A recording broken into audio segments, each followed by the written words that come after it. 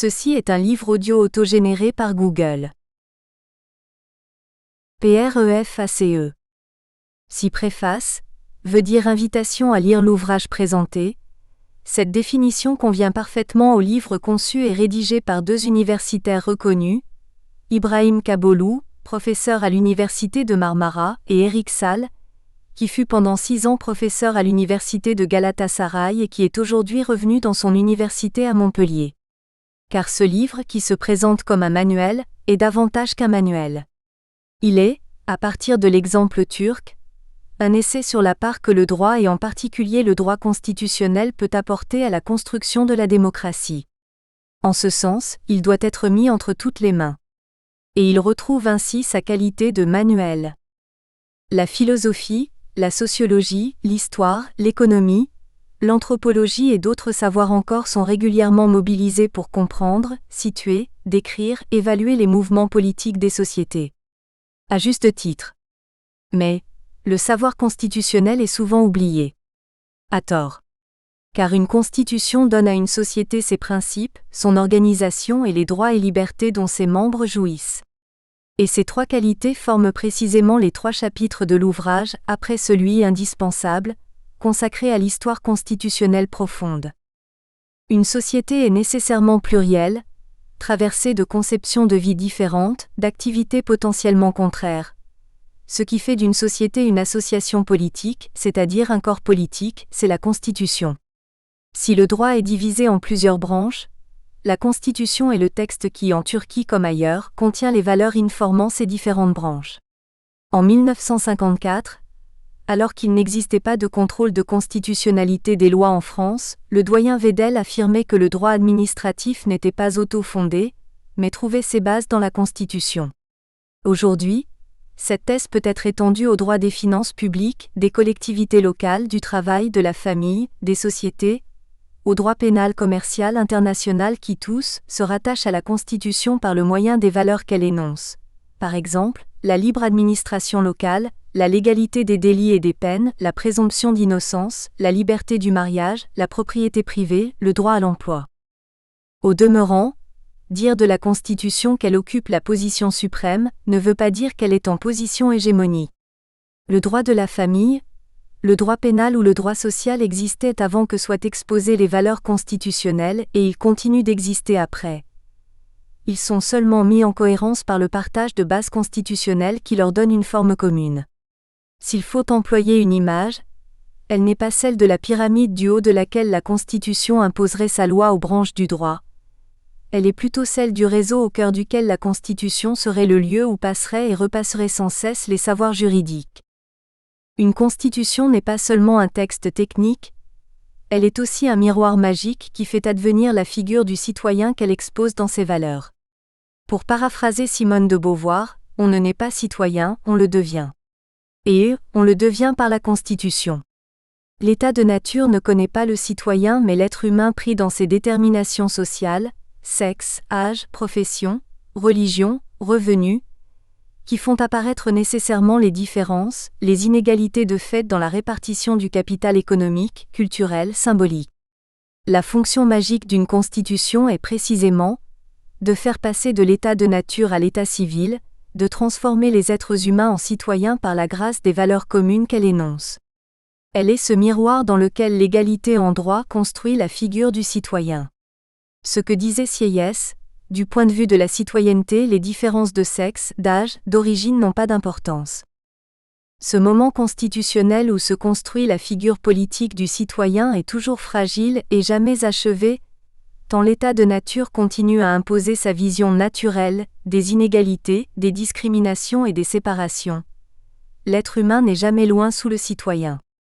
Aussi est-il important pour maintenir la civilisation contre la barbarie, que soient diffusées les valeurs constitutionnelles. Car c'est par elles que les expériences de vie trouvent leur forme et leur figure commune. L'homme est pluriel. Il est consommateur, parent d'élève, automobiliste, piéton, mari, père, musicien. Sans les valeurs constitutionnelles, chacune de ces expériences de vie se déroule de manière autonome, compartimentée et primaire. Avec les valeurs constitutionnelles, ces expériences sont reliées par la figure du citoyen. Ce qui se traduit dans les expressions avoir un comportement citoyen, dans sa manière de consommer, de conduire, de travailler. Autrement dit, la figure du citoyen que construisent les valeurs constitutionnelles diffuse la souveraineté démocratique dans toutes les activités sociales et pas seulement dans l'activité d'électeur. L'homme n'est homme que par la conscience de lui-même et de lui-même parmi les autres. Je est un autre, écrivait Rimbaud. Toutes les tragédies du XXe siècle ont pour cause l'oubli ou l'ignorance ou la destruction de la conscience de soi quand les hommes abdiquent ou sont contraints d'abdiquer leur moi dans un grand tout. Le parti, l'État, la religion, la race. Et ce qui fait la conscience humaine, c'est le sens critique, la tension permanente entre certitude et doute, c'est le fameux « que sais-je » de Montaigne, l'interrogation continue sur les savoirs. Les valeurs constitutionnelles expriment cette tension constitutive de la conscience humaine puisqu'elles sont des promesses que la misère du monde interroge sans cesse. L'égalité entre les hommes et les femmes, la liberté individuelle, la fraternité sont entre autres des valeurs constitutionnelles que l'exclusion, les injustices, l'arbitraire démentent quotidiennement. De cet écart entre les promesses constitutionnelles et la misère du monde, naît la possibilité d'une critique de la positivité sociale, critique à l'autorité renforcée par le fait de pouvoir s'enraciner non dans un ailleurs idéologique mais directement dans les valeurs énoncées dans la Constitution. Ainsi, les valeurs constitutionnelles permettent aux hommes de prendre conscience de leur statut de citoyen, c'est-à-dire de sujets de droit autonomes, capables de s'autodéterminer, de maîtriser leur histoire, de la réfléchir, de la discuter et de la penser. Étudier, lire, penser le droit constitutionnel turc d'Ibrahim Kaboğlu et Éric Salles, c'est étudier, lire et penser le passage toujours inachevé à l'état civilisé. En Turquie puisque c'est l'objet de l'ouvrage. Mais aussi en tout point du monde puisque l'objet de l'ouvrage est ce qui constitue, au sens fort du terme, une société en association politique et que partout toute société en partant de son histoire s'interroge toujours sur ses principes fondateurs, son organisation publique et les droits et libertés de ses membres. Dominique Rousseau, directeur de l'école de droit de la Sorbonne, Paris 1. Table des sigles, et ABREVIATIONS. Introduction. La Turquie est souvent mal connue, voire méconnue. S'il fallait en donner un exemple, le débat politique qui s'est déroulé en France, lors de la campagne référendaire relative au traité portant création d'une constitution pour l'Europe, atteste bien des idées reçues véhiculées par certains responsables politiques français concernant ce pays. À ce moment-là, la peur des électeurs français a été largement alimentée afin qu'ils soient convaincus de la nécessité de dire non à la Constitution européenne, pour dire non à l'entrée de la Turquie dans l'Union européenne. Il fallait donc refuser ce nouveau contrat social pour écarter cet autre, présenté comme dangereux car inconnu ou caricaturé. Il est sans doute encore temps de rectifier cette conception, ou tout du moins de donner les éléments permettant de mieux comprendre la Turquie longtemps présentée comme l'homme malade de l'Europe. Il existe effectivement depuis longtemps en Turquie un désir d'Europe. D'un point de vue historique, on peut en retrouver les signes dès l'époque des Tanzimat. À partir de 1839 et jusqu'au début du XXe siècle, l'élite ottomane, pendant cette période de réforme, a souhaité construire un État moderne en prenant les États européens pour modèle. Avec Atatürk, la même idée se développe, avec une contradiction importante, puisque son objectif essentiel résidait dans la création d'une Turquie moderne et d'une société turque à l'européenne, mais sans les Européens vis-à-vis desquels il était important de s'affranchir à la suite de la guerre d'indépendance. Surtout, depuis 1949 avec l'admission de la Turquie au Conseil de l'Europe, depuis 1963 avec le contrat d'association passé avec la Communauté économique européenne, depuis 1987 avec le dépôt officiel de sa candidature à l'entrée dans la Communauté européenne, depuis 1999 avec, à la suite du Conseil européen d'Helsinki, l'affirmation selon laquelle la Turquie est un pays candidat qui a vocation à rejoindre l'Union européenne selon les mêmes critères qui s'appliquent aux autres pays candidats, et avec l'ouverture, en 2005, des négociations d'adhésion, il est possible d'identifier le pays comme un État européen ou pour le moins comme un État européen en devenir. Chacun sait que différents critères, ceux de Copenhague, s'imposent aux États déposant leur candidature et que, parmi eux, le critère politique doit être satisfait pour permettre le début du processus d'intégration. Il implique notamment la présence d'institutions stables garantissant la démocratie, l'état de droit, les droits de l'homme, le respect des minorités et leur protection. Si la Turquie fait désormais partie des pays candidats, il faut donc en conclure que son droit constitutionnel remplit complètement les exigences européennes en la matière ou qu'il dispose des éléments suffisamment nécessaires pour ce faire. Le détour par l'étude du droit constitutionnel turc peut offrir en conséquence un éclairage intéressant en la matière même si à lui seul, il ne permet pas de comprendre totalement la Turquie, son histoire, sa population et sa culture. Néanmoins, la Constitution en tant que pacte social, ainsi que la pratique constitutionnelle contribuent à mettre en évidence les caractéristiques identitaires de la Turquie autour de différents principes fondamentaux, et au premier chef, du principe de laïcité, ou encore de différentes valeurs fondant le ciment de la société turque. Le droit constitutionnel constitue donc une base incontournable pour découvrir la Turquie, ses institutions, son régime politique et ses évolutions. À l'heure actuelle, une telle étude paraît également indispensable au regard des tensions politiques internes qui traversent le pays. En 2008, une réforme constitutionnelle, dont le but avéré était d'autoriser le port du foulard au sein des universités, a été censurée par la Cour constitutionnelle pour violation du principe constitutionnel intangible de laïcité.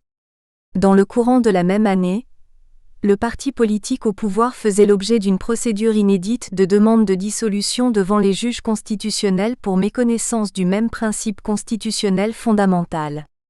Il semble important de rappeler la pression exercée par l'Europe sur la Turquie, et plus particulièrement sur la Cour constitutionnelle à cette occasion.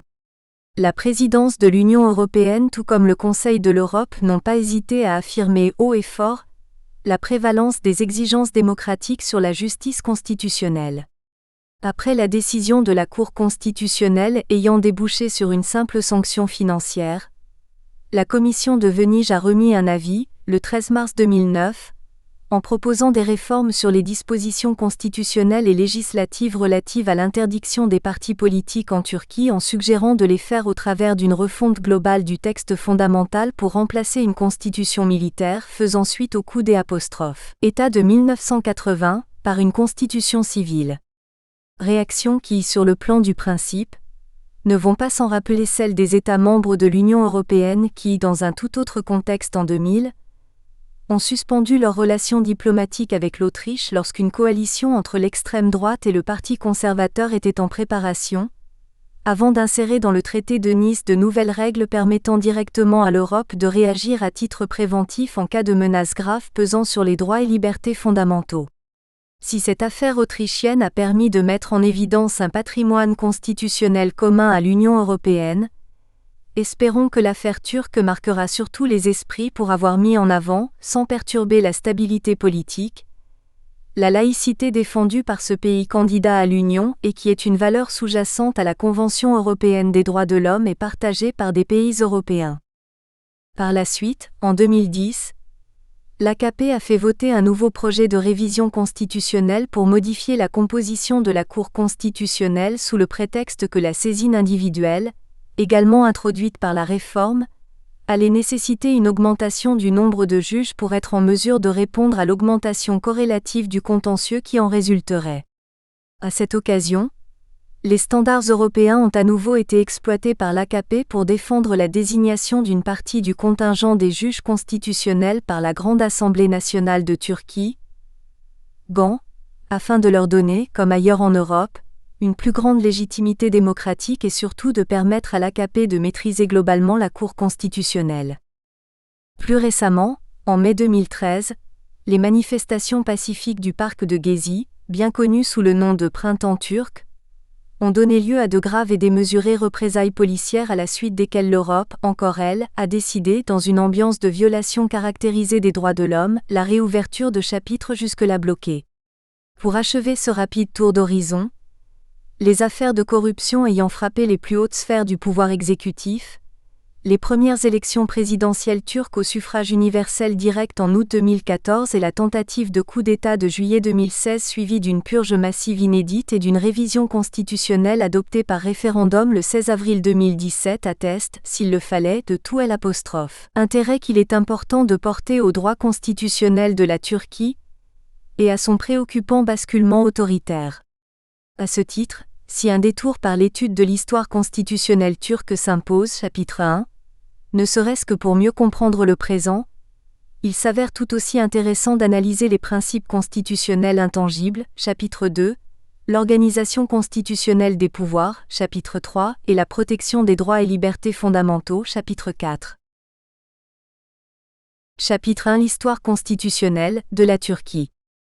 Pour bien comprendre le droit constitutionnel actuel, section 3, il est important de revenir un instant sur les origines du droit constitutionnel républicain, section 2, et de remonter jusqu'au droit constitutionnel ottoman, section 1.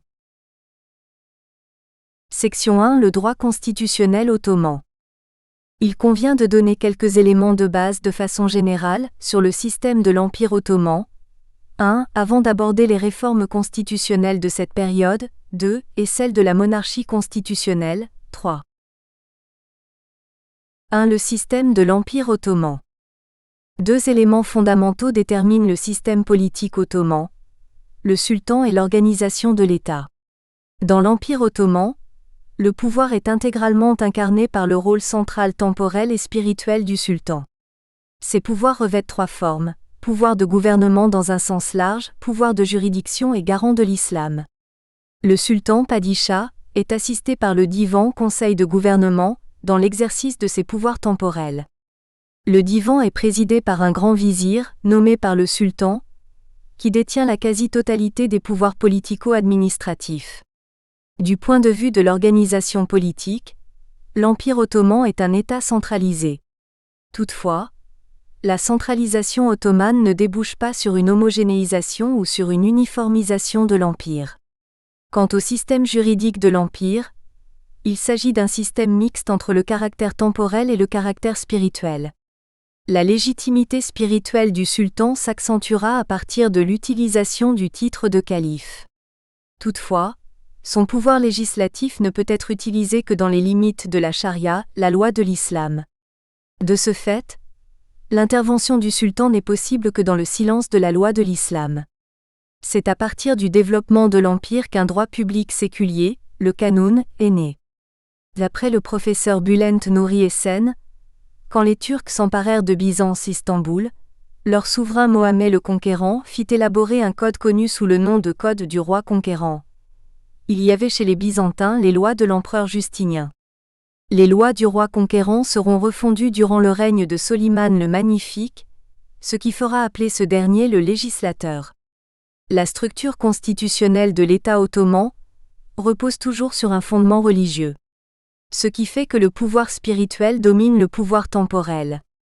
Sélim Ier conquiert l'Égypte, s'empare du califat et devient le détenteur du pouvoir spirituel.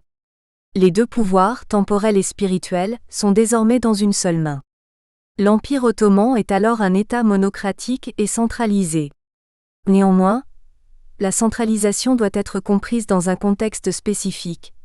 Le fait essentiel est que les Turcs, au milieu d'un grand triomphe, reconnurent spontanément et généreusement aux populations conquises le droit de se gouverner d'après leurs propres lois et coutumes. Au-delà de la structure politico-étatique, une dichotomie profonde existait entre État et société civile dans l'Empire ottoman. D'un côté, l'État fonctionnait essentiellement au profit d'une dynastie ottomane disposant de fonctionnaires nombreux, fidèles et bien formés ainsi que d'un droit qui découlait autant des ordonnances du pouvoir séculier, canin, que de la loi islamique, charia. De l'autre, la société civile se structurait en communautés religieuses ayant leur propre langue, droits, tribunaux. Les prémices constitutionnelles apparurent au début du XIXe siècle. Après le second siège de Vienne, la centralisation fut sérieusement compromise. Les grands propriétaires, devenus très influents, ne cessèrent d'accroître leur autorité et finirent par devenir effectivement les chefs de communautés politiques indépendantes.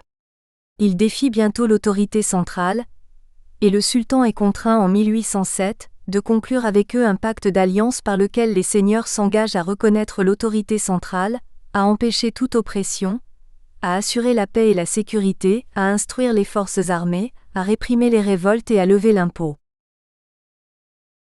De la période des réformes, Tanzimat.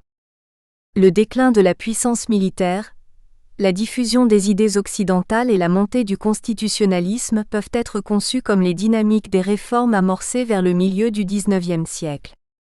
En 1839, le sultan proclame une charte des réformes appelée Hâte de Gülan, qui posait les principes et les bases d'une organisation de l'Empire ottoman.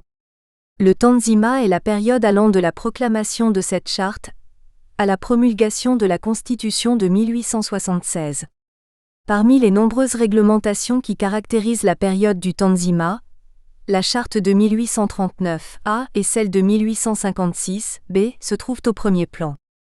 La réception juridique est aussi un processus non négligeable de la période du Tanzimat, laquelle a été importante sur le plan historique. C. A. La charte de 1839, Tanzimat Fermanagh. Cette charte qui date du 3 novembre 1839 contient les principes concernant les relations entre l'État et les citoyens, et en particulier les fonctions de l'État. La charte posait les bases du droit public ottoman, et constituait un premier pas vers la réorganisation du gouvernement central sur le modèle européen. Elle proclamait également les droits essentiels de tous les citoyens ottomans, sans prendre en considération leur religion ni leur race. D'après la charte, les droits essentiels que l'État s'engage à respecter et à protéger sont la liberté individuelle, garantissant la vie et l'honneur, le droit de propriété, garantissant la fortune et l'égalité entre les musulmans et non-musulmans, c'est-à-dire le principe de non-discrimination. À l'évidence, la charte est le premier texte des droits et des garanties octroyés au peuple des Ottomans. Le sultan chargeait divers conseils de rédiger des lois et de les appliquer. Il reconnaissait l'égalité de tous devant la loi. Il interdisait les corvées et les confiscations. Le sultan faisait serment de respecter les lois du pays, et s'engageait à promulguer celles que les conseils compétents auraient élaborées.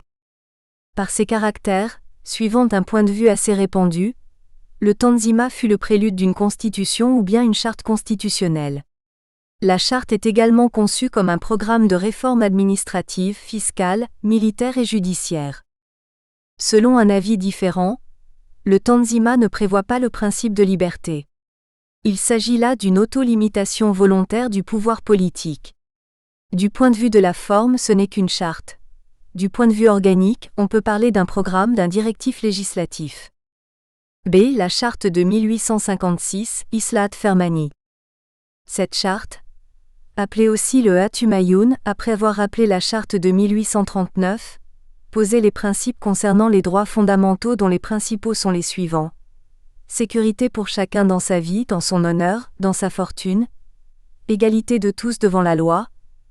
Respect de la propriété individuelle et collective. Admission de tous les sujets aux emplois publics et aux services militaires, liberté des cultes. Par la charte de 1856, on insiste sur l'égalité entre les musulmans et les non-musulmans dans tous les domaines. C'est ainsi que les non-musulmans obtenaient le droit de participer au conseil d'administration. En effet, la raison spécifique de la proclamation de cette charte était, à la différence de celle de 1839, la promesse que l'Empire ottoman avait reçue au Congrès de Paris de 1856 de l'abolition des capitulations, privilèges, dès qu'une amélioration administrative aurait été réalisée. C. L'évaluation de la période du Tanzimat. La réception juridique est la caractéristique de la période du Tanzimat. On assiste à l'apparition d'une nouvelle notion de la loi et à l'ébauche d'un système législatif nouveau, par la codification à partir du système juridique existant d'une part et par la réception juridique de l'autre. Le Tanzimat jette en même temps les premières bases du processus de la création de l'État de droit. Ainsi, pour la première fois, a-t-on essayé d'introduire le droit public occidental dans un pays musulman. Le droit français occupe une place primordiale dans le mouvement de la réception juridique. Plusieurs codes français constituent la source d'inspiration de la nouvelle législation ottomane. Au niveau institutionnel, la création du Conseil d'État en 1868 doit être soulignée. Conçu sur le modèle français, il avait des attributions législatives, administratives et contentieuses. Par la création du Conseil d'État, la base du régime administratif a été jetée. Quant à l'importance du Tanzimat, il convient tout d'abord de signaler la divergence des idées sur l'évaluation de la période des réformes. Suivant un point de vue, la période du Tanzimat est un reflet de la superstructure, le droit, la politique, l'idéologie, de la semi-colonisation de l'Empire ottoman. Une autre opinion, plus répandue, considère le Tanzimat comme la base du principe de l'égalité, de la légalité et de la sécurité juridique. La tentative de limitation du pouvoir politique, les avancées vers le laïcisme et la sécularisation, sont les faits caractéristiques de la période du Tanzimat. Tout cela permet donc de le présenter comme la phase préparatoire de l'état de droit. Quant à la pratique, il est évident que la période initiale et expérimentale du Tanzimat eut un bilan général bien inférieur à celui qu'on avait espéré. De plus, le Tanzimat crée un dualisme juridique, d'un côté le droit islamique et d'autre part le droit européen, qui va continuer jusqu'à la proclamation de la République. De ce fait, le Tanzimat a entamé le processus de l'ouverture des Ottomans à la conception juridique occidentale. En ce qui concerne les droits de l'homme, la charte de 1839 constitue un tournant majeur dans l'histoire ottomano-turque. L'État ottoman englobe plusieurs peuples différents sur le plan de leur ethnie, de leur religion et de leur langue, du Maghreb au Machrek, du Moyen-Orient aux Balkans. Ceci dit, on peut avancer qu'au niveau régional, le Tanzimat a joué un certain rôle dans la libération des peuples. Il est évident que les bases des institutions politico-juridiques de la Turquie républicaine ont été jetées dans cette période. 3. La période de la monarchie constitutionnelle. La promulgation de la première et de la seule constitution ottomane date du 23 décembre 1876. L'idée de la constitution apparaissait comme l'aboutissement politique logique des réformes administratives et techniques des Tanzimat, qui avaient transformé l'État, marqué par les classes dirigeantes, et touché la population des grandes villes depuis plusieurs décennies. La seconde monarchie constitutionnelle, B, fera revivre la charte constitutionnelle de 1876 A. La charte constitutionnelle de 1876 Kanun Uesasi. Une commission ad hoc a été créée au palais présidée par Server Pacha, composée de 16 fonctionnaires civils dont 3 sous-secrétaires d'État chrétiens, 10 ulémas et 2 éphérix, généraux, pour arrêter les bases du nouveau statut de l'Empire. La première constitution de l'Empire fut promulguée le 23 décembre 1876. La constitution avait été rédigée sous l'influence de la constitution belge de 1831. On accepte également qu'elle s'inspirait des constitutions françaises. Sur la base de la constitution de 1876, on avance aussi que la constitution prussienne de 1851 avait été prise en compte. L'islam est la religion d'État d'après l'article 11 de la Constitution. Tout en sauvegardant ce principe, l'État protège le libre exercice de tous les cultes reconnus dans l'Empire et maintient les privilèges religieux accordés aux diverses communautés, à la condition qu'ils ne soient pas portés atteinte à l'ordre public et aux bonnes mœurs. Pour bien comprendre cette période, il est important de procéder à l'étude du régime politique 1, des droits et libertés 2 et de la pratique de la Constitution 3. 1. Le régime politique. La Constitution de 1876 qui ouvre la période de la monarchie constitutionnelle ne prétendait pas émaner de la souveraineté du peuple, mais de la volonté du souverain. En outre, elle ne reconnaissait le principe de la séparation des pouvoirs que pour la forme. Le pouvoir exécutif appartenait au sultan, chef de l'État, restant aussi calife, assisté d'un premier ministre, possédant des pouvoirs de gouvernement très étendus ainsi que les droits de convocation et de dissolution de la Chambre basse. Le pouvoir législatif était détenu par un parlement bicaméral composé d'une Chambre basse comprenant 120 députés élus au suffrage censitaire, et d'un Sénat rassemblant des dignitaires nommés à vie par le sultan. Le Sénat jouit de prérogatives importantes. Il rejette de manière définitive, en indiquant les raisons, ou amende toute loi qui lui est soumise et la renvoie à la Chambre. Le système prévu par la Constitution n'est pas tout à fait parlementaire, c'est-à-dire qu'il ne prévoit pas un gouvernement responsable vis-à-vis du Parlement. Pour cette raison, le système de 1876 est qualifié de monarchie absolue par la présence du Parlement. 2. Les droits et libertés. Du point de vue des libertés, la Constitution de 1876 reflète, dans ses articles 8 à 26, les principes de la Déclaration des droits de 1789. Le chapitre intitulé « Le droit public des sujets de l'État ottoman », rassemblant les libertés reconnues, était une déclaration en quelque sorte constitutionnalisée. La lecture des articles 8 à 26 indique bien que le but des rédacteurs de la Constitution de 1876 était d'établir la liberté individuelle et l'égalité juridique. La liberté individuelle, qui, au terme de la Déclaration des droits de l'homme, consiste à faire tout ce qui ne nuit pas à autrui, comporte un certain nombre d'applications que l'on retrouve dans la Constitution. La Constitution ottomane, tout en déclarant dans l'article 22 l'inviolabilité du domicile, précisait en son article 9 que tous les Ottomans jouissent de la liberté individuelle, à la condition de ne pas porter atteinte à la liberté d'autrui. La légalité est conçue comme le critère principal dans l'aménagement des droits et des libertés. La liberté individuelle est absolument inviolable, art. 10. La presse est libre dans les limites fixées par la loi, art. 12. L'enseignement est libre. Chaque Ottoman peut faire des cours publics ou privés, à condition de se conformer aux lois, art. 15. La propriété immobilière et mobilière, régulièrement établie, est garantie.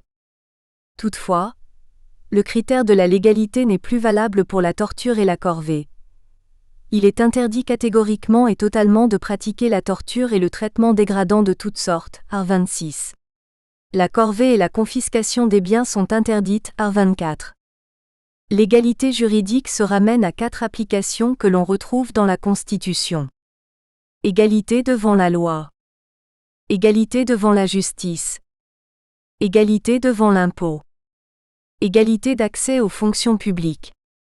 La Constitution garantissait certains droits et libertés aux citoyens ottomans, mais dans son article 113, elle reconnaissait aussi au sultan la faculté d'exiler les personnes soupçonnées d'atteinte à la sûreté de l'État. 3. La pratique de la Constitution. Quel était le caractère du texte de 1876 ? Elle est qualifiée de charte constitutionnelle ou bien de charte Ferman, un acte unilatéral octroyé par le monarque plutôt que de constitution. Par contre, elle peut être considérée comme une constitution dans le sens technique du terme après son rétablissement en 1909. Le premier parlement ottoman commença à siéger en mars 1877 et ne fut pas toujours un parlement croupion car ses membres, bien qu'inexpérimentés, prirent de l'assurance et entrèrent plusieurs fois en conflit avec le sultan en cherchant à exercer un contrôle de plus en plus strict sur ses ministres. La défaite des Ottomans face aux Russes, au début de l'année 1878, allait offrir à Abdulhamid un prétexte pour mettre un terme à l'expérience constitutionnelle engagée. Le Parlement fut renvoyé et ne devait plus siéger pendant 30 ans. B. La seconde monarchie constitutionnelle. Suspendue en 1878, la Constitution n'avait cependant pas été abrogée. La révolution jeune turque de juillet 1908 fut un mouvement organisé par le Comité Union et Progrès, et conduit par les officiers turcs musulmans et nationalistes qui voulaient substituer au sultan un gouvernement moderne qu'ils jugeaient plus apte à garantir l'intégrité territoriale de l'Empire. La Constitution de 1876 fut rétablie. La déposition d'Abdulhamid s'accompagna d'une révision constitutionnelle qui visait à renforcer le Parlement au détriment de l'exécutif et à marginaliser politiquement le sultan. Le rétablissement de la Constitution en 1909 ouvre la période de la deuxième monarchie constitutionnelle par un régime parlementaire. Malgré une forte emprise unioniste, la période constitutionnelle ottomane 1908 à 1913 fut la première expérience réelle de démocratie parlementaire. Du point de vue des libertés, la liberté de la presse et les libertés collectives ont été reconnues pour la première fois par la révision constitutionnelle en 1909. Tout d'abord, la souveraineté était transférée du sultan à la nation. La responsabilité politique des ministres devant les représentants était prévue. La règle du contre-seing ministériel était introduite. Le sultan avait perdu son droit de convocation des chambres.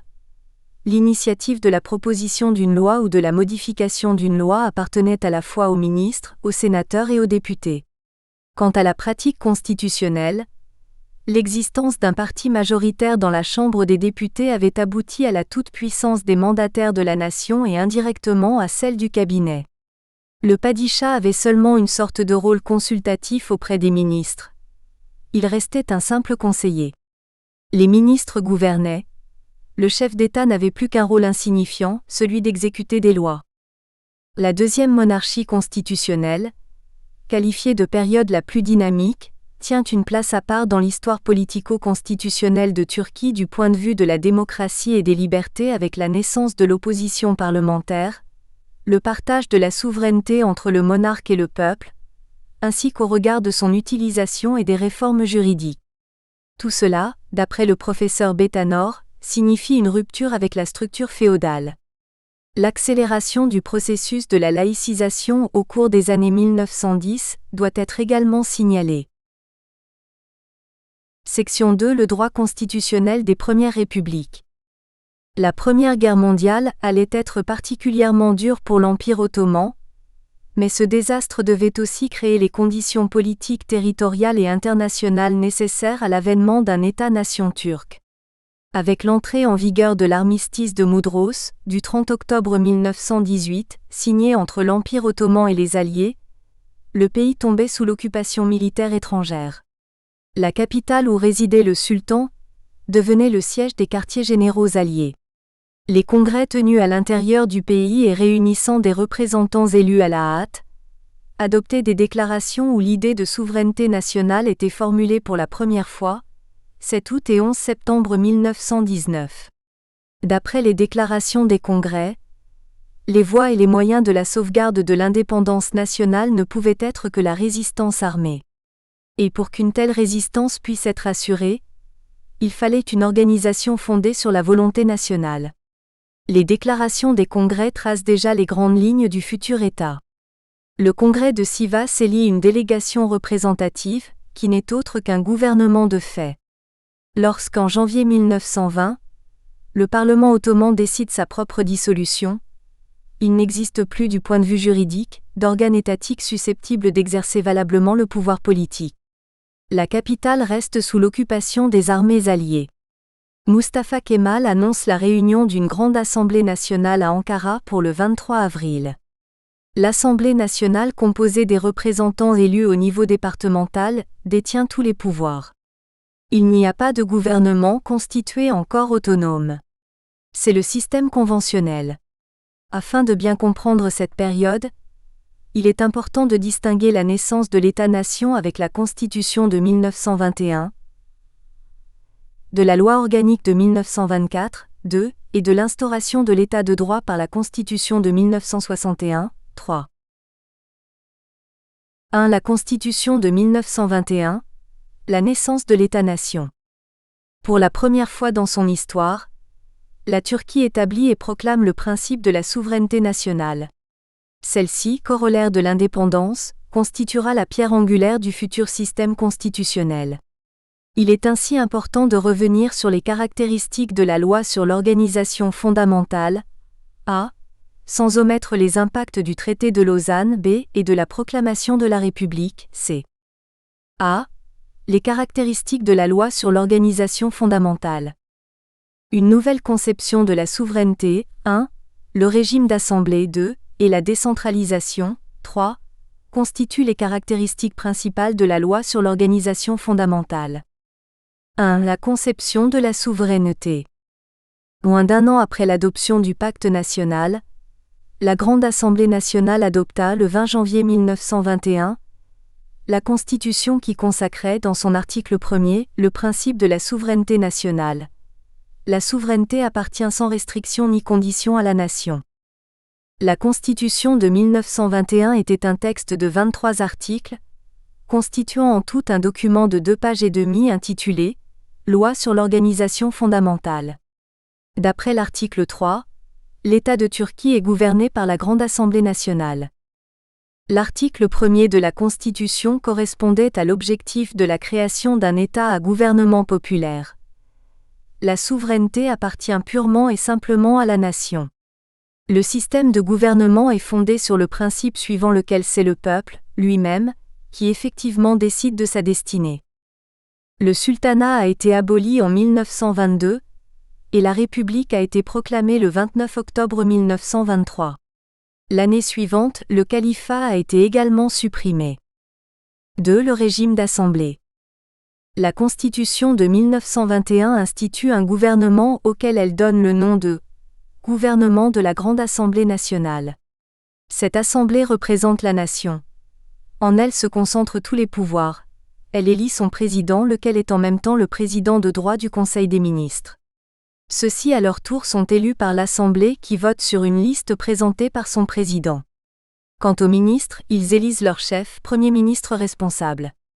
La Constitution de 1921 instaure donc un régime d'assemblée assez comparable à certains égards au régime conventionnel français de 1793 à 1795.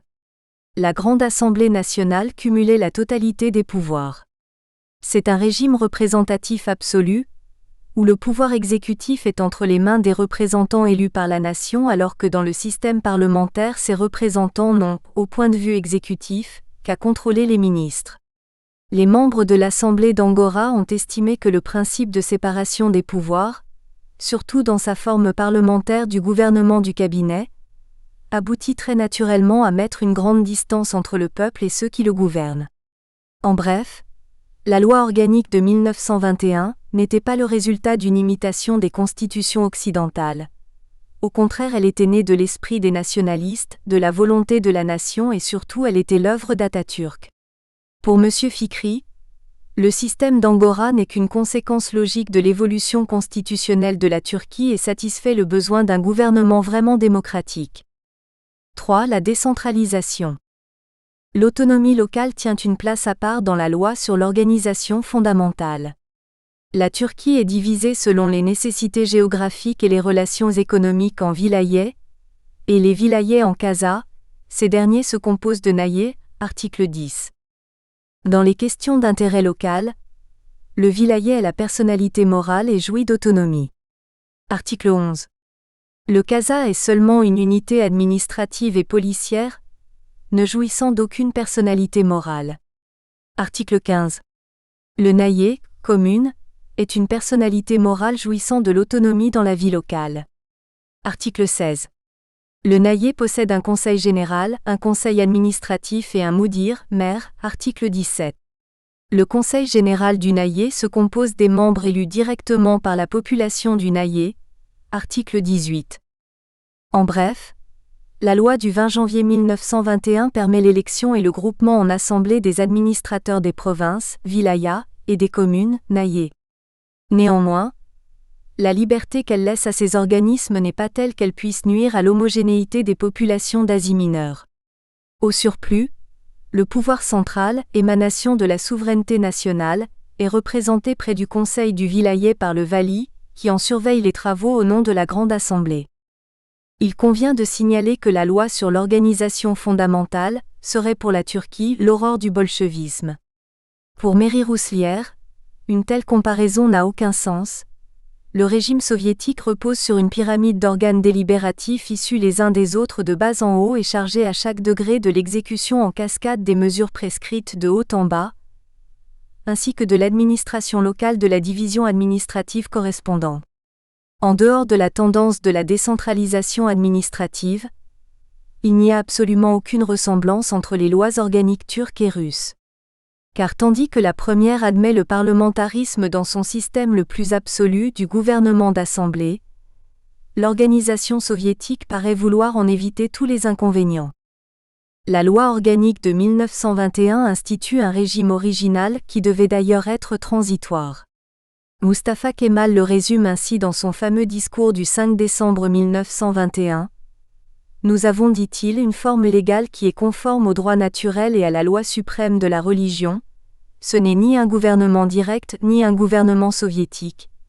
Il a sa personnalité distincte, il n'est pas le résultat d'une imitation, il est produit naturel de la volonté nationale. B. Le traité de Lausanne. Le traité de Sèvres avait juridiquement consacré le démembrement de l'Empire ottoman. Il fallait maintenant en assurer l'exécution. En février 1921, à la conférence de Londres, Lloyd George et Lord Curzon obtenaient enfin, en faveur de l'armée grecque, la permission des Alliés de poursuivre la dissolution des bandes kémalistes et du gouvernement d'Angora. Le 23 mars, l'offensive se déclencha en Anatolie de l'Ouest. Le 10 septembre, l'élan des Grecs était définitivement brisé. Au début de l'année 1922, Mustafa Kemal déclarait devant l'Assemblée nationale : « Nous entrons dans l'année qui commence, plus fort que jamais, devant nous s'ouvre la perspective d'un avenir assuré.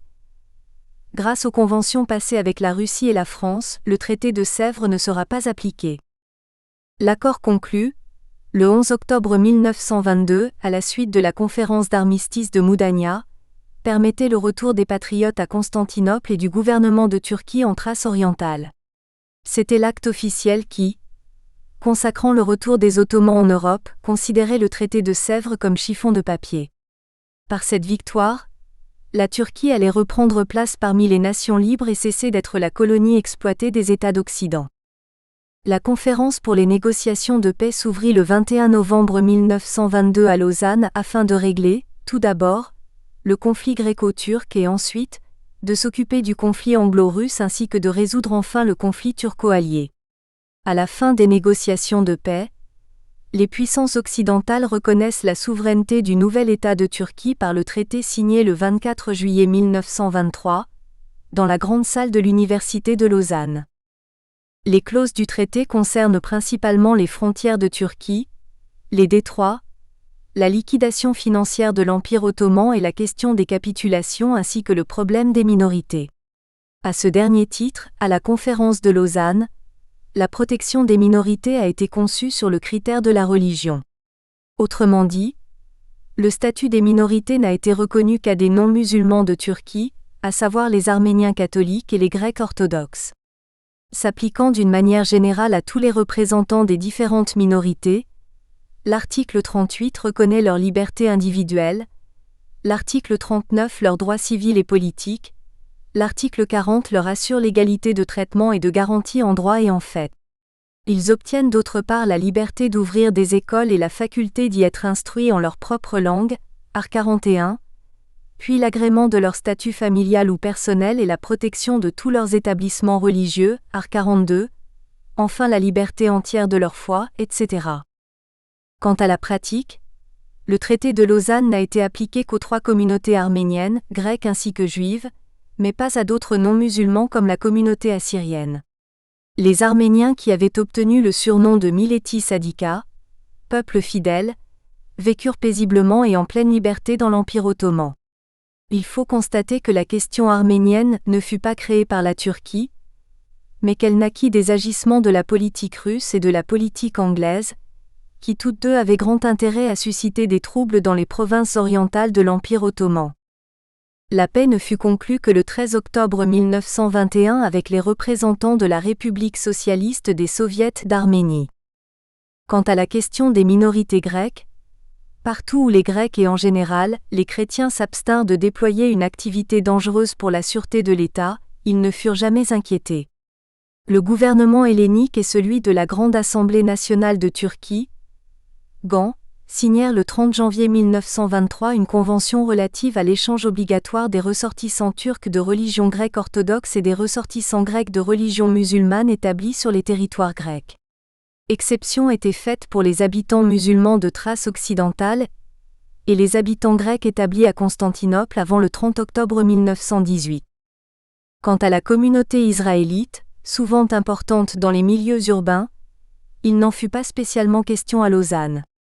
L'esprit de loyauté dont elle avait toujours fait preuve vis-à-vis du gouvernement turc fit présumer que ses membres continueraient paisiblement à collaborer avec leurs concitoyens musulmans au relèvement et à la prospérité du pays. C.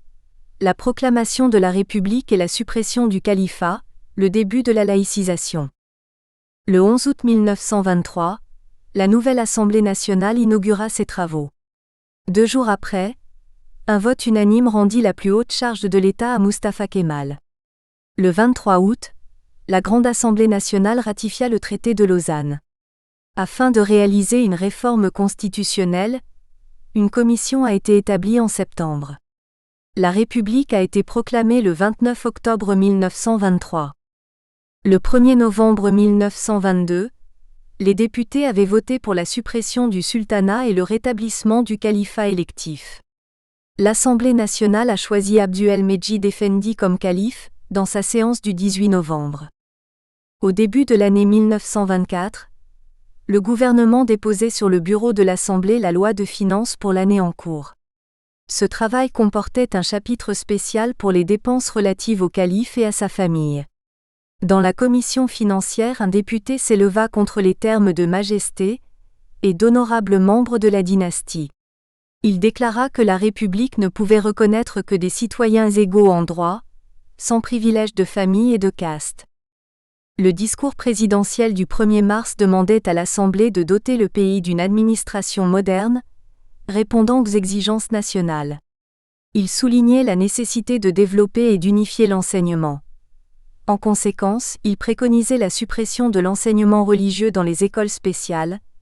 Nous devons, dit-il, dégager la foi musulmane de toute ingérence politique.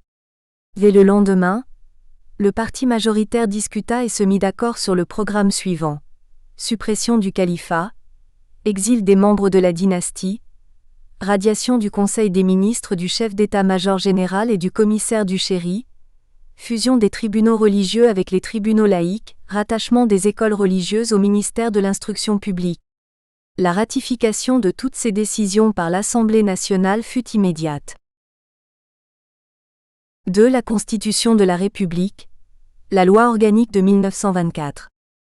Pour consolider les résultats qui viennent d'être acquis et donner une valeur égale aux décisions qui viennent d'être prises, une nouvelle loi fondamentale est votée le 20 avril 1924.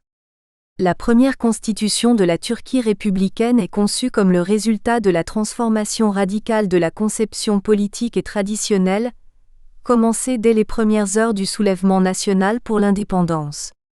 Cette œuvre sera parachevée ultérieurement par diverses transformations d'ordre social, moral, économique et culturel. C'est ce qu'il est convenu d'appeler la révolution kémaliste. Elle est aussi la constitution détenant la plus longue durée parmi les constitutions ottomano-turques. La période de la première constitution de la République, 1924 à 1960, sera étudiée au regard du régime établi par la Constitution A, des principes kémalistes et du processus de laïcisation, B, et du multipartisme, C. A. Le régime établi par la Constitution. Tout d'abord, il est important de donner quelques éléments en ce qui concerne les caractéristiques de la Constitution de 1924. 1. Ensuite, l'organisation de la République va être abordée. 2. Enfin, les droits de l'homme vont compléter le titre consacré au régime constitutionnel. 3. 1. Les traits généraux de la Constitution. L'État de Turquie est une république, article 1er. La Constitution de 1924 se caractérise par son esprit profondément national. Elle est née dans le pays, et elle s'inspire des besoins et des tendances du peuple. D'après le professeur Basji, cette Constitution n'est pas non plus une œuvre doctrinale, mais réaliste. Ses auteurs, en formulant le principe de la souveraineté nationale sans restriction, n'ont eu en vue aucune théorie. Ils se sont seulement préoccupés de traduire en formule ce qui venait d'avoir lieu dans la réalité. Le peuple avait lutté, pour s'assurer une existence souveraine et indépendante, à la fois contre les forces envahissantes et contre le sultanat.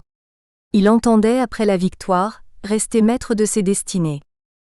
La Constitution de 1924 se caractérise aussi par son esprit et sa tendance unitaire du point de vue de la souveraineté et de la forme de l'État. Le principe du pouvoir unique dans l'État est représenté par un seul organe. La souveraineté appartient sans aucune réserve à la nation. Art. 3. La Grande Assemblée de Turquie représente seule véritablement la nation et dispose en son nom du droit de souveraineté. Art. 4. Pour le professeur Basji, la loi organique de 1924 établit une démocratie que l'on peut appeler autoritaire.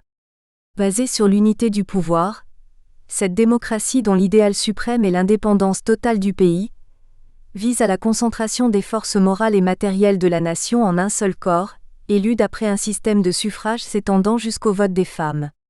Toutefois, M. Mehri Rouslier y relève la marque d'un esprit profondément démocratique, mais nulle part on ne trouve trace d'un socialisme bolchevisant. La Constitution de 1924 se compose de 105 articles et présente, dans sa forme matérielle, toute la simplicité propre aux constitutions élaborées dans des circonstances semblables. Du point de vue systématique, la Constitution de 1924 est composée de 6 chapitres. Dispositions fondamentales, chapitre 1er, la fonction législative CH2, la fonction exécutive CH3, le pouvoir judiciaire CH4, droit public des Turcs CH5, articles divers CH6. 2. L'organisation de la République. Les fonctions législatives A et exécutives B et le pouvoir judiciaire C constituent l'organisation de République. A. La fonction législative. La Grande Assemblée nationale de Turquie se compose de députés élus par la nation conformément à la loi électorale. Art. 9. Ainsi, la Constitution de 1924 décide, à l'exemple du statut organique de 1921, que tous les représentants du pays siègent dans une seule chambre. La Grande Assemblée nationale siège d'une façon permanente jusqu'aux nouvelles élections. Absolument maîtresse d'agir, sa propre décision peut seule suspendre ou interrompre les travaux. La Constitution accorde aux députés, dans l'intérêt même de l'Assemblée, de très larges immunités parlementaires.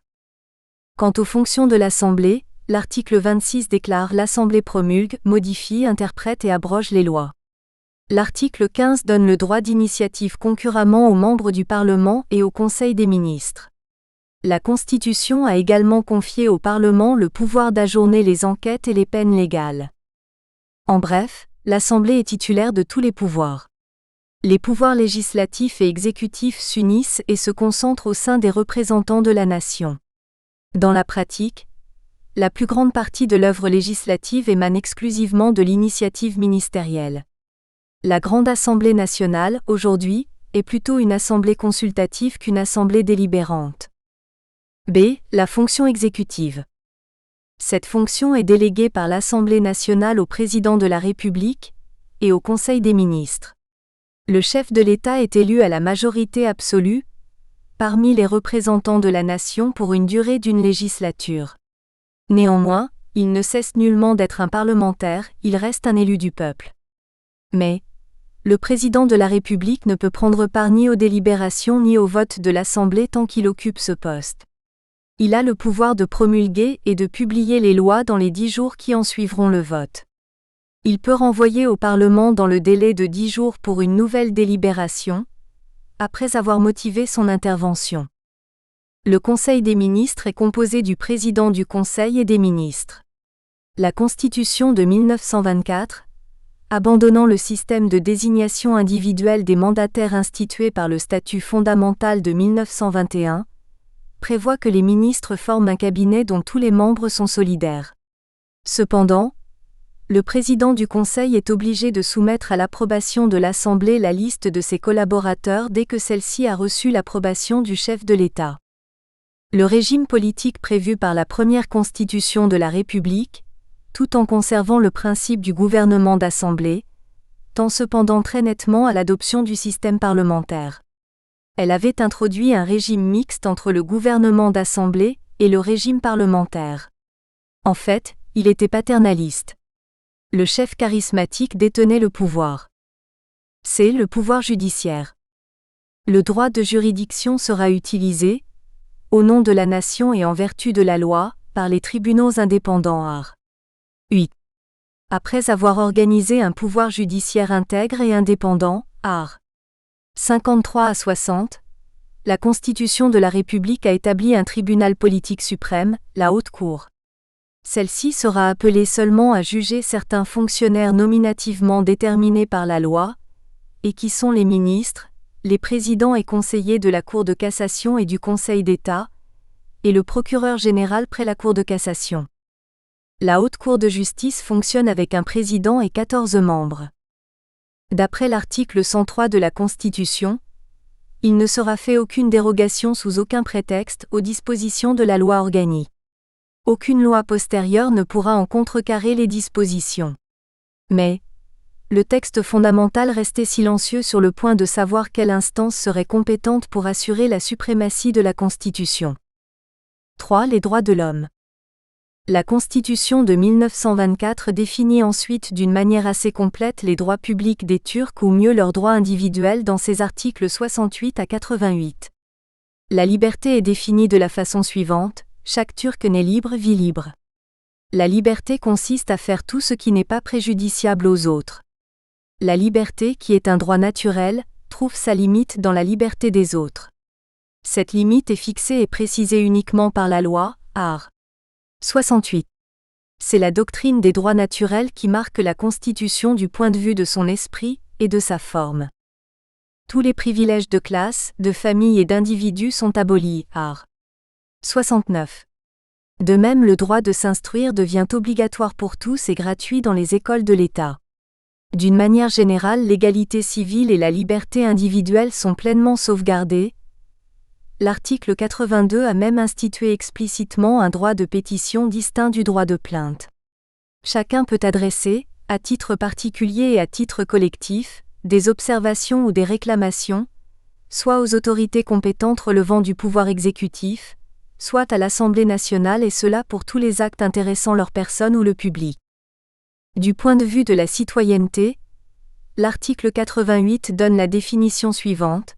La qualité de citoyen donne au peuple de Turquie, sans distinction de religion ou de race, le nom de Turc.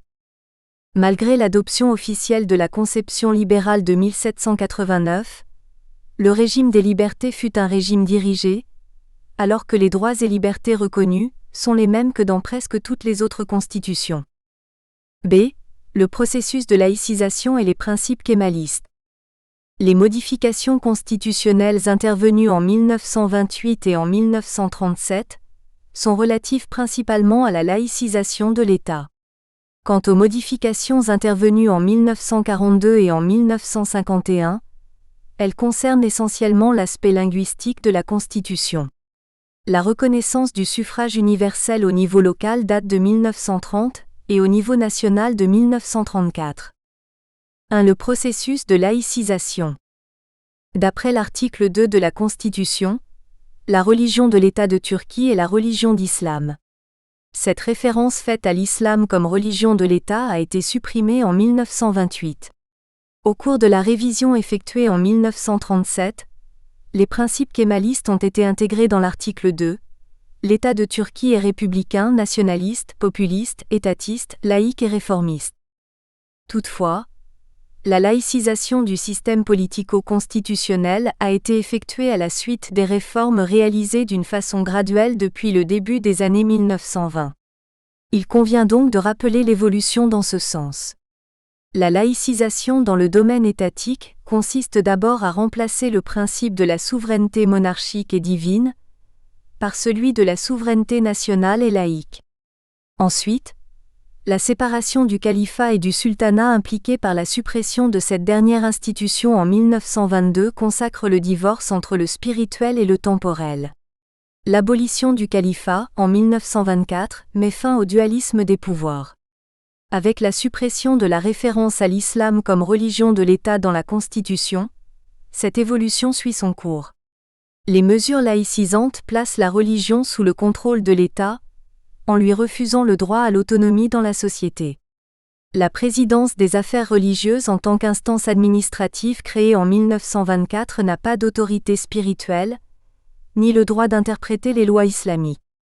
Cette unité administrative apporte une légitimation d'ordre religieux à la politique de laïcisation.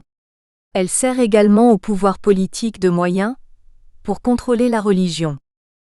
Toutes ces réalisations affectent naturellement le système juridique, et une transformation profonde se réalise à la fois dans le domaine du droit public et du droit privé.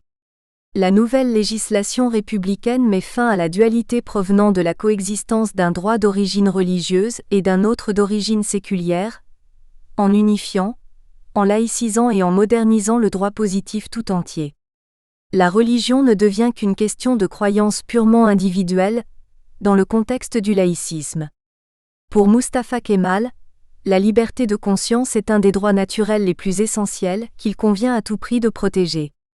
En ce qui concerne les règles religieuses, chacun est libre de penser et de croire ce qu'il veut, d'avoir l'opinion politique qui le satisfait et d'agir comme il l'entend.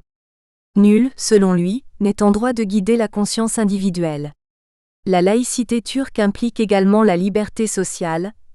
Pour Mustafa Kemal, si on ne cherche pas à réaliser la liberté sociale, la liberté politique, la liberté de conscience ou toute autre liberté reste lettre morte.